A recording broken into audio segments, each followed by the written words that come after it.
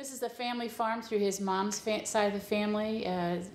We don't have the paperwork finished on it for a centennial farm, but they've had it since the mid-1800s. And when she married my husband's dad, they turned it into an orchard. And the first orchard was planted in 1961. And they lived up in Belleville, and his dad worked at the brewery. And they used to come down here on weekends. His dad would do the work in the spring, and then they would all come down in the summer and the fall to harvest and live in trailers, pretty primitive. But that's how they did it at first. And then they wanted to retire, so my husband and I were living in California at the time. I'd never been out here. We moved back here.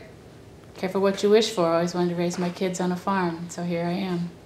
Basically, we just sell peaches and apples as our base. We kind of expanded. We've tried different things off and on. We used to sell open air out from the older barn down at the end of the driveway.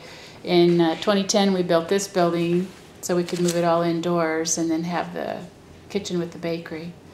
So starting again, like I said, around the 4th of July, we'll start in with peaches and nectarines. We have white peaches and white nectarines, plums and pluots.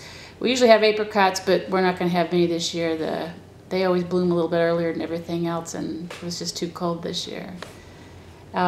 So we sell mostly fresh, ready-to-eat fruit, but then I got this wild idea about I like to bake, so with our extra fruit, then I make the peach cobblers and homemade ice cream, and we offer that for sale. You can either order a whole one to take home, or they can eat by the serving here.